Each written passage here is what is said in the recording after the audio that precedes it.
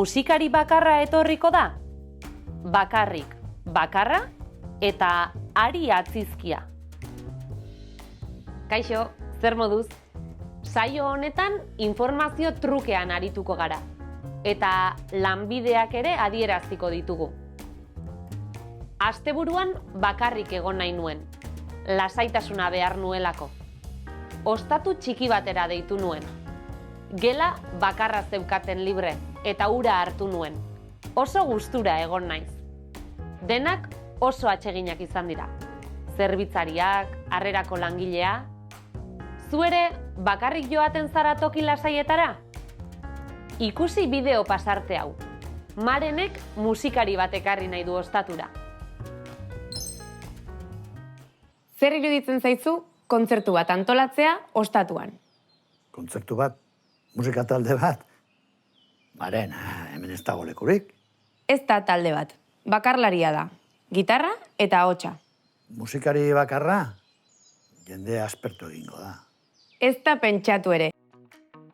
Bakarrik eta bakarra hitzak askotan nahasten dira, baina desberdinak dira.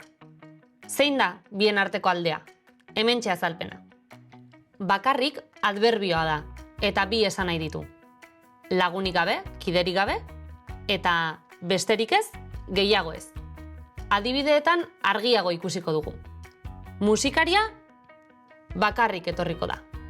Adberbioa izen baten ondoan badoa, izena mugatu singularrean edo pluralean deklinatuko dugu. Bakarrik adberbioak nola galderari erantzuten dio. Nola etorriko da? Kideri gabe, beste inor gabe etorriko da. Hemen beste adibide bat. Berandu iritsi naiz eta azkenengo abestiak bakarrik entzun ditut. Hasierakoak ez ditut entzun. Bakarra adjektiboa da eta ale edo pertsona bakarra adierazten du, baina izen batekin doa beti. Hau, mugagabean doa, kasu markari gabe, eta zenbat galderari erantzuten dio. Ikus hemen adibideak. Auto bakarra daukagu kontzertura joateko. Zenbat auto dauzkagu? Bat. Edari bakarra atera dute bi musikarientzat. Zenbat edari atera dituzte? Bat. Ari atzizkian ere jarriko dugu arreta orain. Ari edo lari atzizkiak izen bizidunak sortzen ditu. Jarduera jakin bat edo lanbide bat duten gizakien izenak sortzen ditu. Adibidez, pilotaria, musikaria, kazetaria, kimikaria, bisitaria eta abar. Noiz erabiltzen da ari eta noiz lari. Taulan ikusiko ditugu arau orokorrak. 3 silabako hitzetan oroar ari amaiera erabiliko dugu. Musika, musikaria.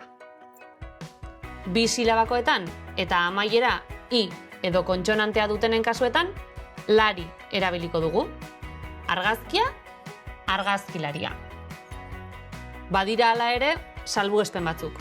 Borrokalaria, sukaldaria, misiolaria. Ikusi adibide hauek. Asteburuan bisitari bakarra etorri zen gure ostatura.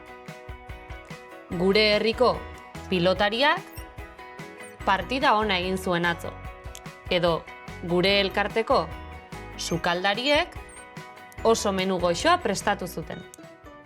Orain ariketen txanda da. Egin aukera zuzena. Bakarrik ala bakarra. Musikaria bakarrik etorriko da. Edari bakarra atera dute bi musikarientzat.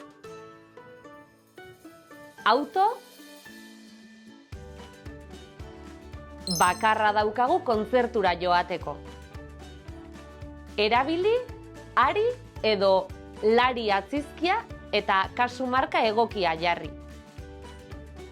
Musika di bakarra etorri zen gure ostatura. Gure herriko pilota diak oso partida ona egin zuen atzo. Larunbateko afarira Arabako bi bertso lari etorri ziren.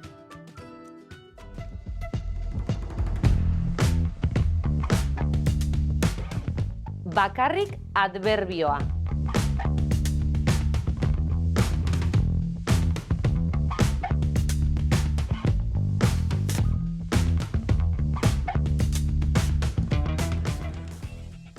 Bakarra adjektiboa.